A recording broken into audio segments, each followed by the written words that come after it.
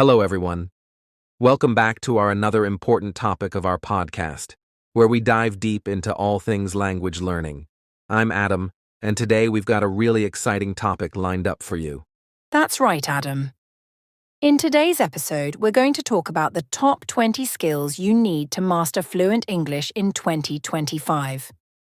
As the world keeps evolving, so does the way we communicate, and mastering English means more than just memorizing vocabulary or grammar rules. Exactly, Sophia.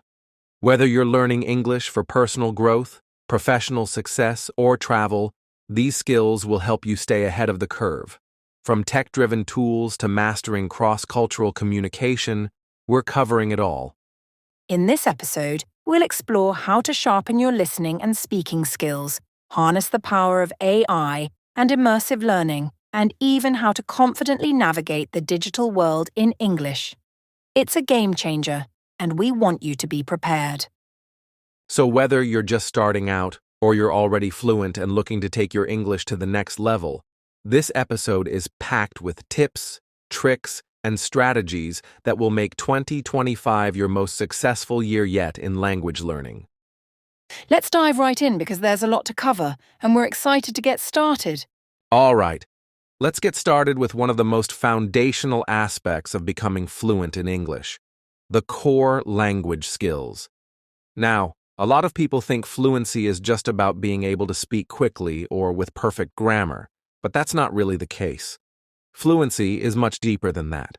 It's about communication, how well you can express yourself, how easily you understand others, and how naturally you can use the language in everyday situations. Exactly, Adam. And when we talk about core language skills, we're really talking about the pillars of fluency: your vocabulary, grammar, pronunciation, and listening comprehension. These are the fundamental building blocks that you need to master if you want to be a confident and effective communicator in English.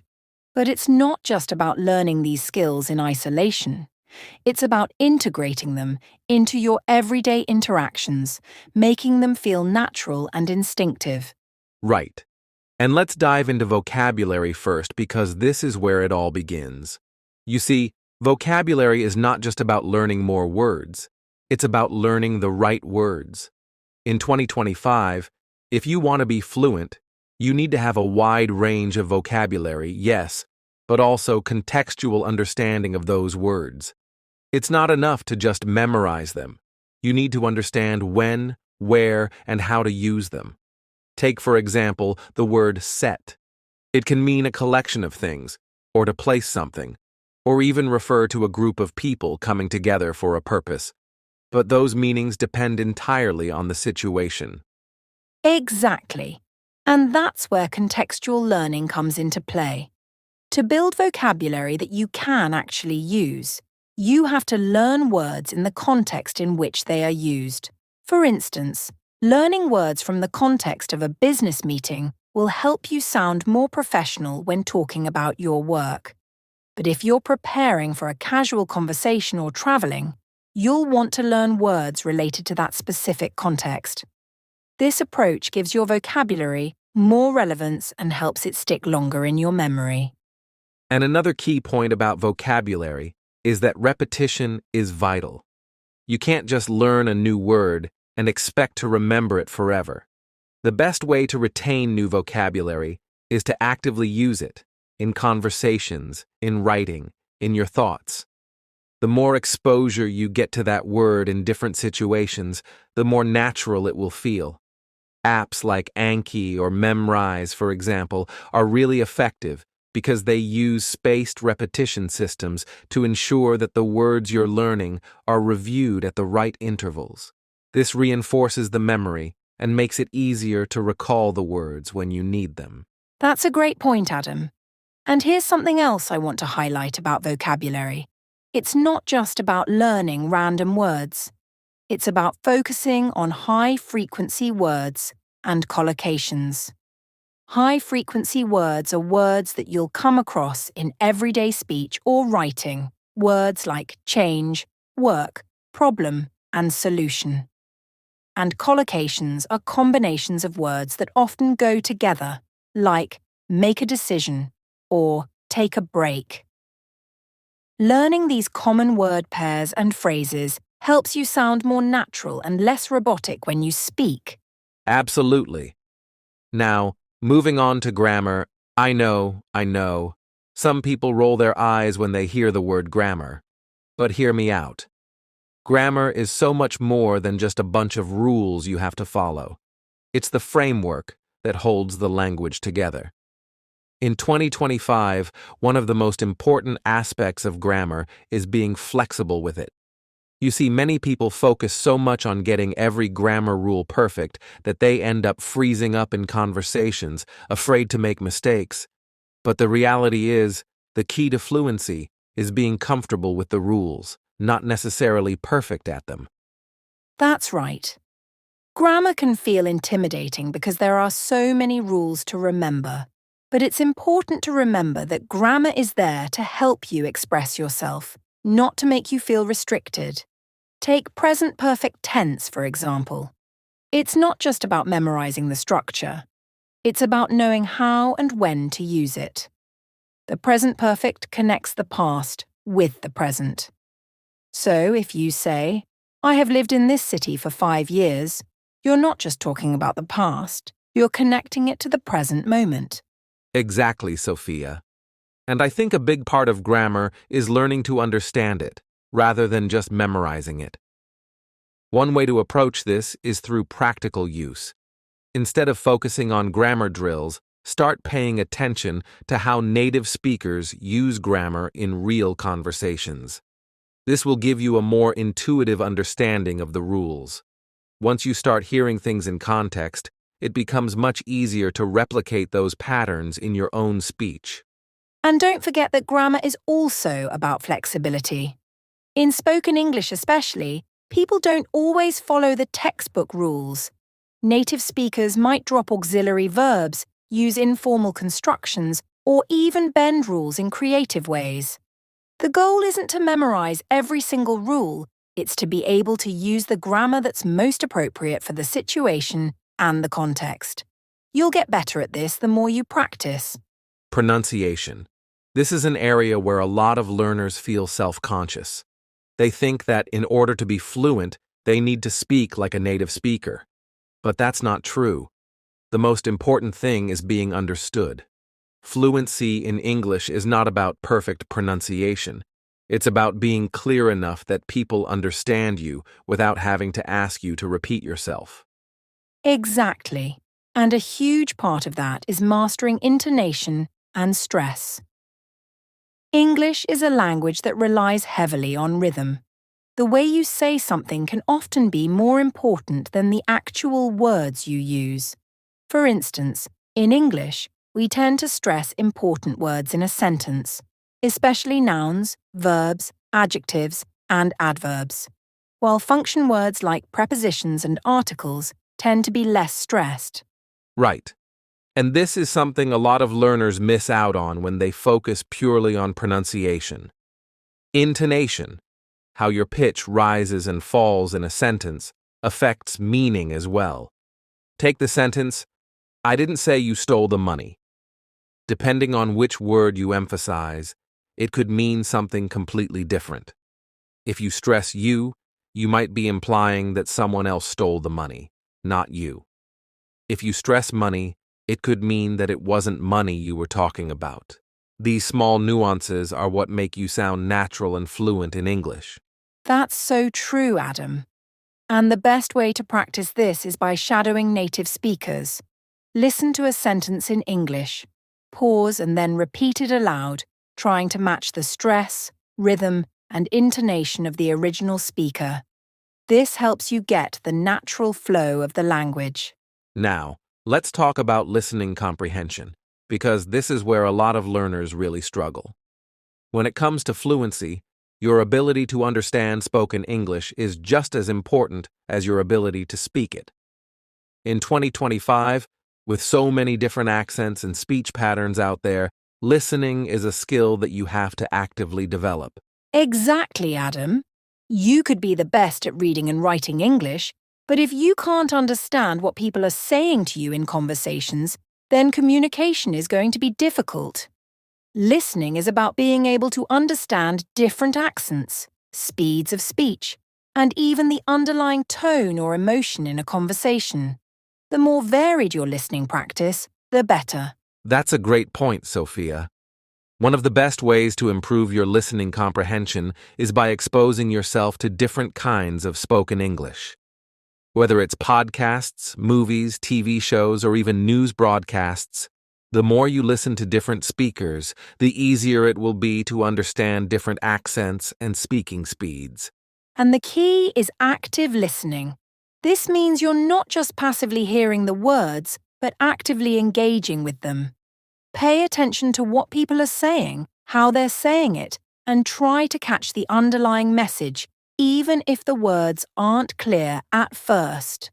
Exactly. And don't be afraid to ask for clarification when you don't understand something. Native speakers do it too. The more you practice active listening, the better you'll get at understanding spoken English in any context. All right, moving on to our next segment, which is all about communication skills and how they're just as crucial for fluency as the core language skills we talked about earlier. I think this is where a lot of learners start to realize that English isn't just about speaking correctly, but it's about connecting with people, whether in your personal life or your professional career.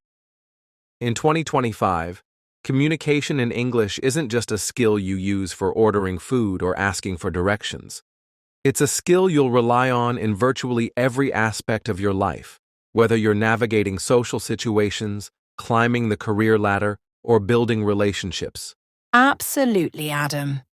And the key to mastering communication skills is understanding the difference between just speaking English and truly communicating in English. Think about it. You can speak English well, but can you have a fluid conversation with someone? Can you express your thoughts clearly, ask the right questions, and engage in meaningful dialogue? These are the skills that truly set you apart as a fluent communicator, and they're the skills that will help you in both your personal relationships and your career. Exactly, Sophia. And when it comes to personal communication, one of the first things I think about is the ability to have a natural, engaging conversation. In 2025, conversations are no longer just about exchanging information. They're about building rapport, showing empathy, and creating connections. If you want to engage in meaningful personal conversations, you need to know how to actively listen, ask follow-up questions, and show interest in the other person. This will make you stand out and make the conversation flow much more naturally. Right, Adam. I think people often underestimate how important active listening is. We hear people talk all the time, but truly listening, not just waiting for your turn to speak, is a powerful skill. Active listening is all about focusing completely on the other person, understanding their message, and responding thoughtfully. This creates a much more engaging and productive conversation. It's not just about answering questions. It's about acknowledging the other person's perspective, reflecting their emotions, and asking open-ended questions that invite deeper discussions. That's such an important point. And here's something else. Nonverbal communication is a huge part of how we connect with people. We're not just using words in conversations. We're also relying on body language, tone of voice, and even facial expressions to communicate. In fact, studies show that up to 90% of communication is nonverbal. So, if you want to be a great communicator in English, you need to be aware of how your body language matches your words. Are you making eye contact? Are you using open gestures? Or are you crossing your arms and looking closed off? Exactly, Adam. And in 2025, when much of our communication is happening through video calls, those nonverbal cues are even more important. People are relying on your facial expressions and body language to understand your emotions and your engagement in the conversation. For example, if you're speaking during a Zoom call and you're slouched, not looking at the camera or not nodding occasionally, it can seem like you're not engaged. On the other hand, leaning in slightly, maintaining eye contact, and having an enthusiastic tone can make a huge difference in how the conversation is received. Absolutely, Sophia. So, mastering nonverbal cues is crucial for building trust and rapport in both personal and professional conversations. But moving beyond that, in the professional world, communication takes on a different layer of complexity. When you're at work, you're not just conversing to build relationships. You're often conveying ideas, strategies, and decisions. So being able to express yourself clearly and confidently is essential. Exactly. In a professional setting, communication often revolves around clarity and persuasion. You need to be able to convey complex ideas in a clear, concise manner. Think about a time you've had to present an idea at work or share your thoughts in a meeting. The way you articulate your message can determine how others perceive you and whether or not they agree with your ideas. That's why communication in business is about more than just knowing vocabulary. It's about using the right tone, structuring your message logically, and ensuring that your audience fully understands your points. Right. And this is where assertiveness comes into play. You can't just sit back and wait for opportunities to speak up. You have to be confident in your voice and share your ideas clearly. But, and this is really important, being assertive isn't the same as being aggressive. Assertiveness is about expressing your thoughts and needs in a respectful and direct way, without backing down, but also without being domineering. It's about finding that balance where you communicate your message effectively, but in a way that's considerate of others. Exactly. And while assertiveness is crucial, it's equally important to adapt your communication style depending on your audience. You can't communicate the same way with a colleague, a boss, or a client. In the workplace, different situations call for different approaches. For example, when you're giving feedback, your tone and choice of words are incredibly important. You want to be constructive, not critical. You want to support the person, not put them down. Similarly, when you're negotiating, you want to stay calm, confident, and listen actively, while also being firm on the points that matter most. Exactly. And in a world that's increasingly global, cultural awareness plays a huge role in communication, especially in professional settings. English is spoken around the world, but people from different cultures often bring different communication styles to the table.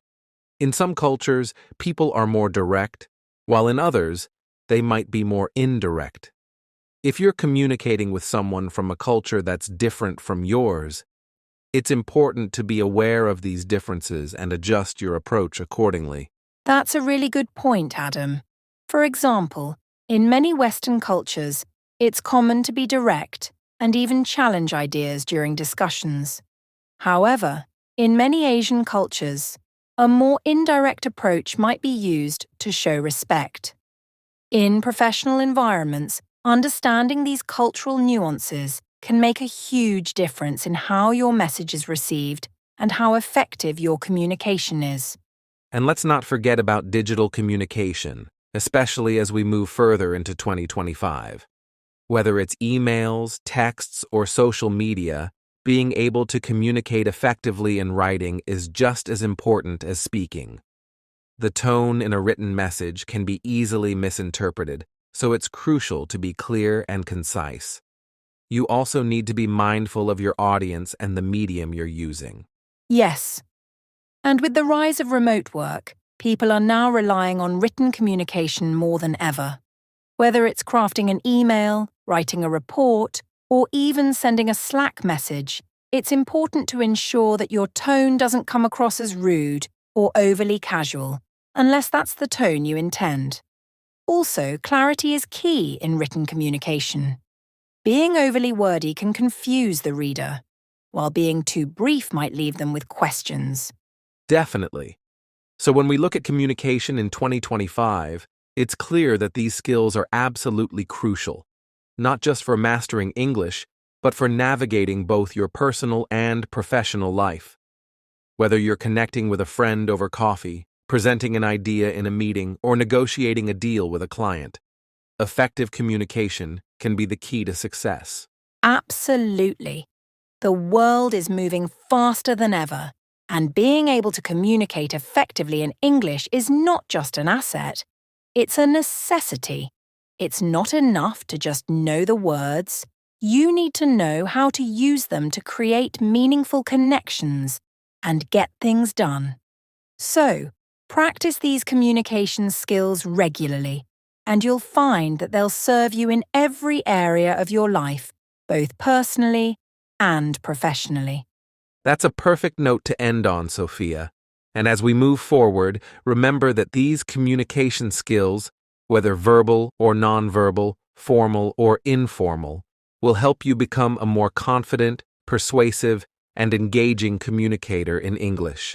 All right, let's dive into something that's incredibly exciting and increasingly relevant to language learners in 2025: technological and future-ready skills. As we all know, the world is changing fast, and technology is playing a massive role in how we learn, work, and communicate. So, if you're aiming for fluency in English in the next few years, you can't afford to ignore the impact that technology will have on your learning journey. This isn't just about using an app to practice your vocabulary or listening skills. It's about integrating technology into your entire approach to language learning and personal development. Absolutely, Adam. In fact, I believe the future of language learning is going to be deeply intertwined with technology, especially as more and more people are working remotely, interacting globally, and even using AI-powered tools. It's no longer enough to just rely on traditional methods like books and in-person classes. In 2025, to become fluent in English and to stay competitive in an ever-evolving job market, you need to be comfortable using digital tools, understanding AI-powered learning platforms, and embracing immersive technologies like virtual reality and augmented reality. The way we interact with the language is changing, and it's all about using tech to enhance and accelerate the learning process. Exactly, Sophia. So, let's start with the power of AI. Artificial intelligence has been transforming language learning over the last few years, and it's only going to continue to improve in 2025. One of the most exciting developments is the rise of AI-driven language apps and chatbots. These tools are powered by sophisticated algorithms that can adjust to your learning style, provide real-time feedback, and even simulate real-life conversations. For example, imagine having a conversation with a chatbot that's able to correct your grammar in real time, suggest more natural ways of speaking, and adapt to your level. It's like having a personal tutor available to you 24/7. Exactly. And I think AI's true power comes from its ability to offer personalized learning experiences. The apps and platforms of the future will be able to analyze your strengths and weaknesses in real time and adapt to your needs in ways that were impossible with traditional learning methods. If you're struggling with pronunciation, for instance, an AI-powered tool could give you instant feedback, correct your tone and stress patterns, and even provide specific exercises to help you improve. Or if you're having trouble with idioms or phrasal verbs, an AI system could offer targeted practice in those areas. The personalized feedback and custom lesson plans make learning feel more effective and engaging. That's a great point, Sophia. And with AI-generated content, learners will also be able to access a broader range of practice materials. Think about how easy it would be to create specific, tailored English exercises for whatever situation you're preparing for. Need a few exercises on business English for an upcoming presentation? Done. Want to practice small talk for a casual dinner with friends? Easy. Technology allows for content to be constantly evolving and adapting to your specific needs, creating a truly dynamic learning experience. Exactly. And on top of AI, there are also speech recognition tools that have revolutionized language learning. Tools like Google Assistant, Siri, or voice recognition software embedded in language apps can help you improve your speaking skills by giving you instant feedback. With these tools, you can practice your pronunciation and fluency with confidence, knowing that you're getting real-time feedback on your accuracy. In fact, some apps even let you record your voice, compare it to native speakers, and help you adjust your speech patterns. This is so important because speaking is often the hardest skill for learners to improve on, and technology provides a way to accelerate that process. Absolutely. And that's such a crucial point about speaking. A lot of learners feel like they need to practice speaking with a native speaker to really improve, but that's not always possible.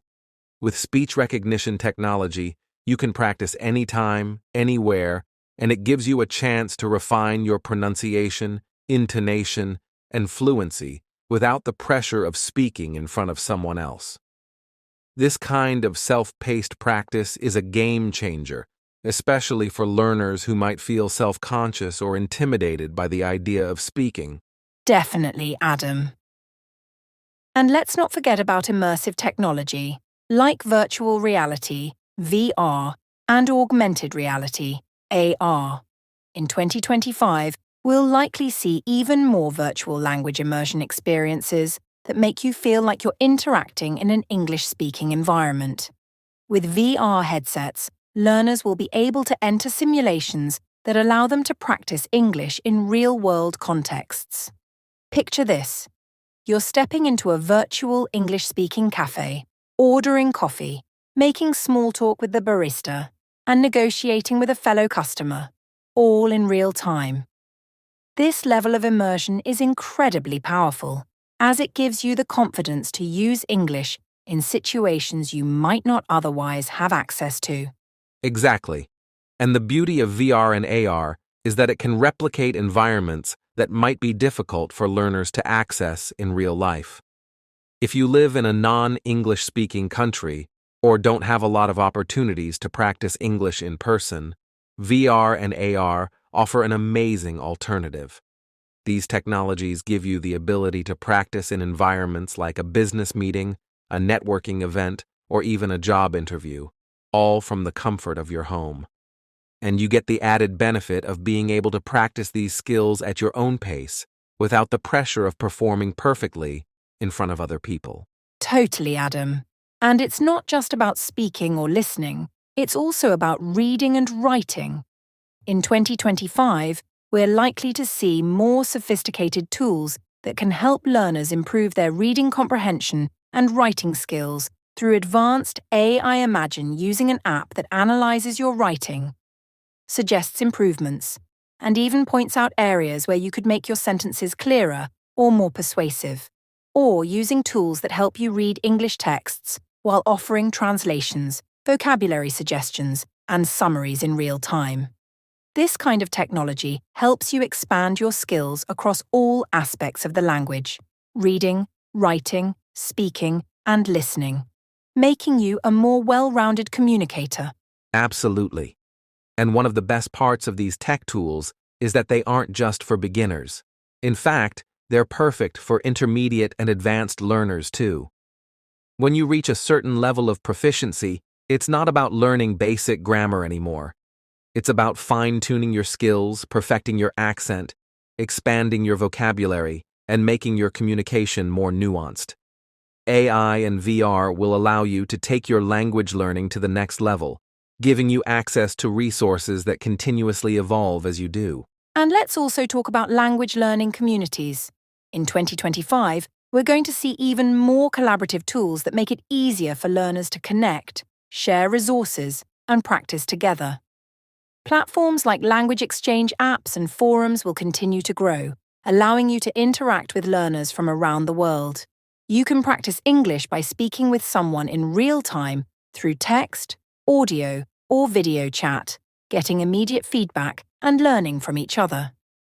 These platforms not only help with language skills, but they also give you a sense of community, which is really important when it comes to staying motivated and inspired. That's such a great point. Language learning is often seen as a solitary activity, but the future will make it much more about collaboration and community. Whether it's connecting with other learners or having access to mentors and experts, technology is opening doors to a global network of resources and people to help you along the way. Exactly, Adam. And I think another key aspect of future-ready skills is being able to adapt to the ever-evolving technology landscape. The tools we use for language learning are going to keep advancing, and you'll need to stay flexible and open to trying new methods, platforms, and apps. Being able to navigate new tools, understand how they work, and integrate them into your learning will be crucial for continued success. Spot on, Sophia. The key to staying competitive in a tech-driven world is adaptability. Being comfortable with change and embracing new technologies is a skill in itself. It's not just about knowing how to use one tool, but understanding how to use a wide variety of tools and methods to keep advancing in your language journey. Exactly.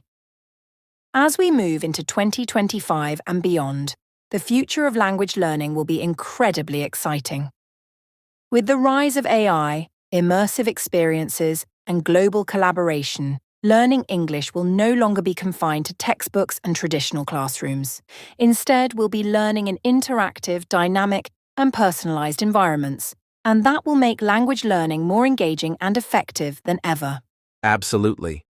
The future is bright, and with the right technological tools, you can set yourself up for success in not just learning English, but also thriving in an increasingly connected and tech-driven world. So, in our next segment, we'll discuss how to combine these advanced tools with traditional methods to create a balanced and effective approach to language learning. Now, let's dive into something that's becoming increasingly important in today's interconnected world: global English and multicultural communication. You see, English is no longer just the language of a few countries. It has evolved into the world's lingua franca, connecting people from vastly different cultures and backgrounds. In 2025, mastering English isn't just about understanding grammar or speaking fluently. It's also about learning how to navigate the diverse cultural contexts in which English is used. Whether you're traveling, working remotely, or simply engaging with people online, multicultural communication is a skill that will set you apart. That's so true, Adam. And the fascinating thing about English as a global language is how adaptable it is. It's spoken differently around the world, whether it's in the UK, the US, Canada, India, Nigeria, or Singapore. Each region adds its own flavor, accents, idioms, and even vocabulary to the language. So, one of the key skills you need as an English learner in 2025 is the ability to understand and adapt to these regional variations. For example, if you're working with a team that includes both British and American colleagues, you'll notice they might use different words for the same thing. Americans might say apartment, while the British say flat. Learning to recognize these differences and adapt when needed is essential. Exactly, Sophia. And it's not just about vocabulary. Accents play a big role in global English, too. When you're interacting with someone who speaks English with an accent different from yours, it's important to focus on active listening and not get too hung up on unfamiliar sounds or pronunciations. Instead of trying to understand every single word, try to focus on the context and overall meaning. And here's another tip. Don't be afraid to ask for clarification if you're unsure about something. Most people are happy to repeat themselves or explain further. After all, communication is a two-way street. That's such a good point, Adam. And while we're talking about accents, I think it's important to emphasize that there's no such thing as a perfect accent in English. Whether you have a French accent, an Indian accent, or a Japanese accent, what matters most is being clear and understandable. In a globalized world, people are used to hearing English spoken in different ways. In fact, having an accent can even be a strength because it reflects your unique cultural identity. The goal isn't to erase your accent, but to ensure your speech is clear enough for others to understand. Absolutely, Sophia. And that brings us to another important aspect of multicultural communication: cultural awareness. English may be the common language, but the way it's used can vary dramatically based on cultural norms and expectations. For example, In some cultures, it's common to be very direct when giving feedback, while in others, people tend to be more indirect to avoid offending anyone. If you're not aware of these cultural nuances, you might unintentionally come across as rude or insensitive, even if your English is technically perfect. Exactly, and that's why context matters so much in global English. For instance, let's say you're writing an email to an American colleague. In the US, it's common to be quite direct and get straight to the point. But if you're writing to someone in Japan, they might expect a more formal and polite tone, with some small talk before getting to the main subject. Understanding these cultural differences and adjusting your communication style accordingly shows respect and makes you a more effective communicator. That's a great example, Sophia. And it's not just about formal communication. Even in casual conversations, cultural differences can come into play. For example, in many Western cultures, people are comfortable discussing personal achievements, while in some Asian cultures, being too self-promotional might be seen as boastful. Being aware of these differences can help you build stronger relationships and avoid misunderstandings. Right. And another aspect of multicultural communication is learning how to handle misunderstandings gracefully. Let's face it, when people from different cultures communicate, misunderstandings are bound to happen. Maybe someone uses a phrase you're not familiar with, or their tone of voice comes across differently than they intended. Instead of jumping to conclusions, it's important to approach these situations with curiosity and an open mind. Ask questions, clarify meanings, and try to see things from the other person's perspective. This not only helps resolve the misunderstanding, but also builds mutual respect. Exactly, Sophia. And while we're on the topic of respect, let's talk about inclusivity. As English becomes more global, it's important to remember that everyone brings their own unique background and experiences to the conversation. Being inclusive means avoiding language that might exclude or offend others, whether it's gendered language, stereotypes, or culturally insensitive terms. For example, instead of saying mankind, you could say humanity. These small changes show that you're aware of the impact of your words and that you value diversity. Such an important point, Adam. And speaking of diversity, I think one of the most exciting things about global English is that it allows us to connect with people from all walks of life. You might be collaborating with someone in South Africa, discussing a project with a client in Germany, or making friends with someone from Brazil, all in English. This global connectivity is one of the reasons why English is such a powerful tool. It's not just a language, it's a bridge that brings people together. Absolutely, Sophia. And that's why learning English in 2025 is about so much more than grammar and vocabulary. It's about learning how to communicate effectively and respectfully in a diverse, multicultural world. Whether you're working on a multinational team, attending an international conference, or just chatting with friends from different countries, your ability to adapt and connect will be just as important as your language skills. Exactly. And to all our listeners out there, remember, the goal of learning English isn't just to pass a test or impress someone with your fluency.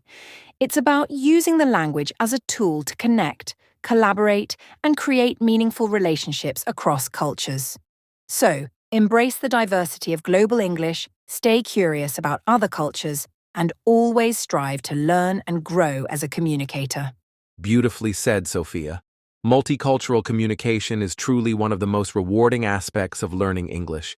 It not only helps you connect with others, but also broadens your own perspective and understanding of the world.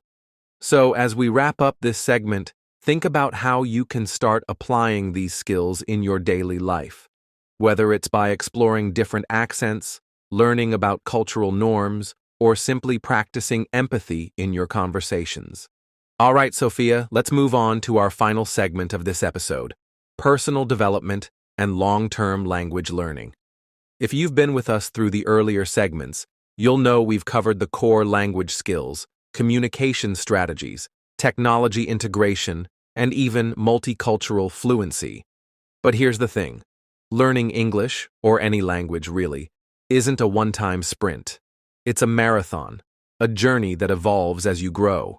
So, in this segment, we're focusing on how to make language learning a sustainable, long-term process while also incorporating personal development into the mix. Exactly, Adam. I love that you called it a journey, because that's what it really is. You don't just wake up one day and say, "Oh, I've mastered English and now I'm done." Language learning is an ongoing process, and it requires dedication, patience, and, most importantly, the right mindset. And when we talk about personal development in this context, we're not just talking about becoming a better English speaker. We're talking about becoming a more confident, adaptable, and curious person. The skills you develop while learning English can translate into so many other areas of your life, like problem solving, time management, and even leadership. Absolutely, Sophia. And one of the most important aspects of long-term language learning is having a clear sense of purpose and goals. Ask yourself, why are you learning English? Is it for career advancement? To travel and experience new cultures? To connect with people around the world? When you have a strong why, it becomes much easier to stay motivated, especially during those times when progress feels slow. Write down your goals, revisit them regularly, and celebrate your milestones along the way, even the small ones. Every step forward counts. That's such great advice, Adam. And I'd add to that by saying it's important to redefine your idea of progress. Sometimes we get so focused on reaching fluency that we forget to appreciate the small wins, like understanding a podcast episode without subtitles, having a short conversation with a native speaker, or learning 5 new idioms. These moments might seem small, but they're signs that you're improving. By recognizing and celebrating these achievements, you'll keep yourself motivated and encouraged to keep going. Exactly, Sophia. And let's not forget the role of habits and routines in long-term language learning. Consistency is key. It's better to practice for 20 minutes every day than to cram for 3 hours once a week. Create a routine that fits your lifestyle. Whether it's practicing vocabulary on your commute, reading a few pages of an English book before bed, or having a weekly chat with a language partner. The key is to make English a natural part of your daily life, not something that feels like a chore. Right, Adam. And speaking of routines, I think it's also important to build a support system around your learning. This could mean joining a language learning group, finding an accountability partner, or even just letting your friends and family know about your goals so they can cheer you on. Having a community of people who understand your challenges and celebrate your successes can make a huge difference in staying motivated over the long term. That's such an important point, Sophia. And here's another tip. Don't be afraid to step outside your comfort zone. Growth happens when you push yourself to try new things. Maybe that means signing up for a public speaking workshop in English, volunteering to lead a meeting at work, or even participating in an online discussion forum. It might feel uncomfortable at first, but these experiences are where you'll learn the most, not just about English, but about yourself as well. Absolutely. And stepping out of your comfort zone also means being okay with making mistakes. This is such a crucial part of the learning process. Mistakes aren't failures, they're opportunities to learn and improve. If you mispronounce a word or use the wrong tense, don't be too hard on yourself. Instead, see it as a chance to grow. And remember, even native speakers make mistakes. The key is to learn from them and keep moving forward. That's so true, Sophia. And let's talk about another aspect of personal development: building confidence. Many language learners struggle with self-doubt, especially when speaking in front of others. But confidence doesn't come from being perfect. It comes from taking action. The more you practice, the more confident you'll become. Start with small, manageable challenges, like introducing yourself in English, and gradually work your way up to bigger tasks. Over time, you'll see that your confidence grows as your skills improve. Exactly, Adam. And another thing that's really helped me, and many learners I've worked with, is cultivating a growth mindset. This means believing that your abilities can improve with effort and practice. Instead of thinking, "I'll never be fluent," try saying, "I'm getting better every day." This simple shift in mindset can make a huge difference in how you approach challenges and setbacks. Remember, learning a language is a marathon, not a sprint, and every step forward is progress. I love that, Sophia. And since we're talking about personal growth, let's also touch on the idea of using English as a tool for lifelong learning. Once you've reached a certain level of fluency, English can open the door to so many opportunities for personal and professional growth. You can read books, listen to podcasts, watch documentaries, and even take online courses in English. The more you use the language to learn about topics you're passionate about, the more engaged and motivated you'll be to keep improving. That's such a great point, Adam. And I'd add that language learning itself teaches you so many valuable life skills, like patience, perseverance, and adaptability. These are qualities that will serve you well not just in learning English, but in all areas of your life. So, think of your language journey as not just about mastering English, but about becoming a more well-rounded, resilient, and open-minded person. Beautifully said, Sophia. And to all our listeners out there, remember, the key to long-term success in language learning is to stay curious, stay consistent, and stay kind to yourself. Don't rush the process, and don't compare your progress to anyone else's. This is your journey, and every step you take is a step toward becoming the best version of yourself. Exactly, Adam. Learning English is about so much more than just the language. It's about personal growth, building connections, and expanding your horizons. So embrace the process, enjoy the journey, and remember that every word, every sentence, and every conversation brings you closer to your goals. All right, let's move on to something that's both fun and incredibly impactful. Using English for creative expression. You see, Sophia, when people think about learning English, they often focus on practical skills like grammar, vocabulary, or speaking fluently in daily conversations. But there's another dimension to learning a language: creativity. English isn't just a tool for communication, it's also a canvas for your ideas, emotions, and stories. Whether you love writing, painting, music, or any other form of creative expression, using English can open up a world of possibilities to share your voice with a global audience. That's such an exciting way to think about it, Adam. Creativity adds so much joy and meaning to language learning. For example, have you ever thought about writing short stories or journaling in English? It's such a fantastic way to practice your vocabulary and grammar while also exploring your thoughts and experiences. And the best part is, there are no rules. You can write about anything: your dreams, your childhood memories, or even create imaginary worlds. Writing in English helps you not only improve your skills, but also discover new ways of expressing yourself. Exactly, Sophia. And let's not forget about poetry. Poetry might sound intimidating, but it's actually one of the most powerful forms of creative expression in any language. You don't have to write like Shakespeare. Just start small.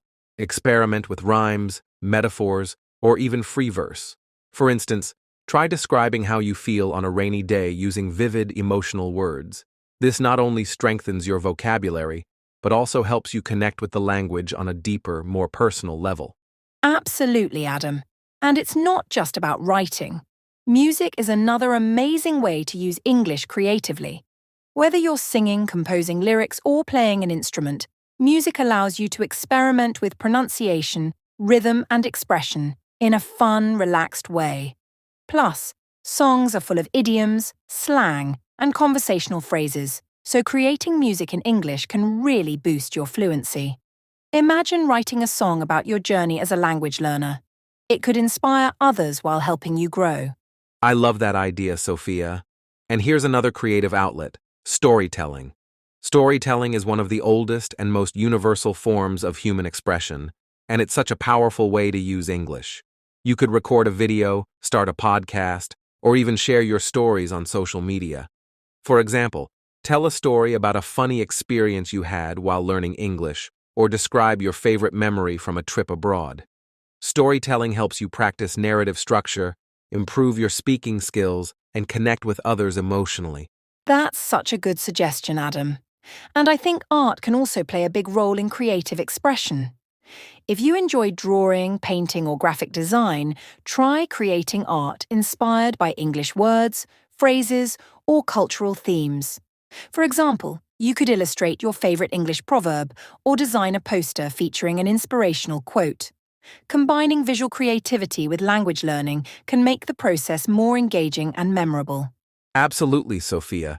And while we're on the topic of combining skills, let's not forget about acting and drama. Acting in English, whether it's through role-playing, joining a theater group, or even just reading scripts aloud, can really improve your pronunciation, intonation, and confidence. Plus, it's a great way to step into someone else's shoes and explore different perspectives. Imagine acting out a scene from your favorite movie or creating your own skit in English. It's both fun and educational. That's such a great point, Adam. And I think it's important to mention that creative expression doesn't have to be perfect. The goal isn't to create a masterpiece. It's to use English in a way that feels authentic and enjoyable to you. For example, if you love photography, why not pair your photos with short captions or stories in English? It's a simple but powerful way to practice writing while sharing your unique perspective with others. Exactly, Sophia. And for those who are hesitant about creativity, remember that it's not about being an artist or a professional writer. It's about experimenting and having fun with the language. Try keeping a creative journal where you jot down thoughts, doodles, song lyrics, or even random ideas in English. Over time, you'll see how much your confidence and skills grow, not just in English, but in your ability to think creatively. Right, Adam. And one more thing. Creative expression in English isn't just about personal growth. It's also a way to connect with a global community. By sharing your poems, songs, stories, or artwork online, you can reach people from all over the world who share your interests. Imagine starting a blog or a YouTube channel where you talk about your creative journey in English. Not only will this improve your skills, but it'll also allow you to build meaningful connections and even inspire others. Beautifully said, Sophia. Creativity truly brings a whole new dimension to language learning. So, to all our listeners out there, think about what sparks your creativity and how you can incorporate English into it. Whether it's through writing, music, art, or storytelling, let your imagination run wild. Remember, learning English isn't just about rules and exams. It's about expressing who you are and sharing your unique voice with the world. Exactly, Adam. And to wrap up this segment, we encourage everyone to explore their creative side and make English a part of their self-expression. Don't be afraid to try new things, make mistakes, and have fun with the process. After all, creativity is one of the most powerful tools for learning and growth. So, go out there and create something amazing in English. Wow, Sophia, what an incredible conversation today. We've covered so much ground, from mastering core language skills to using English for creative expression, networking, and even maintaining motivation through challenges. I hope our listeners feel as inspired and energized as we do. Absolutely, Adam. And what I love most about today's discussion is that it's a reminder that learning English isn't just about textbooks or exams. It's about unlocking new opportunities, connecting with people, and expressing yourself in ways you never thought possible. It's a journey of growth and discovery. Exactly, Sophia. And to all our listeners, remember that every step you take, no matter how small, brings you closer to fluency. Celebrate your progress, stay curious, and don't be afraid to step out of your comfort zone. Learning a language is one of the most rewarding things you can do for yourself. And don't forget, practice makes progress. Whether you're journaling, joining a language group, or even writing a song in English, find ways to make the learning process fun and meaningful for you. The key is to stay consistent and keep challenging yourself. Well said, Sophia. And before we wrap up, we want to thank all of you for tuning in today. If you found this episode helpful, please share it with your friends or leave us a review. Your support helps us reach more learners like you. And we'd love to hear from you. What's one tip from today's episode that you're excited to try? Or what challenges have you faced in your English learning journey? Share your thoughts with us on social media or in the comments section. We're here to support you every step of the way. That's right, Sophia. And if you want more tips and resources, don't forget to subscribe to our podcast so you never miss an episode. Until next time, keep practicing, keep learning, and keep growing. Thanks for joining us, everyone. Take care, and we'll see you in the next episode. Bye for now and happy learning. Thank you.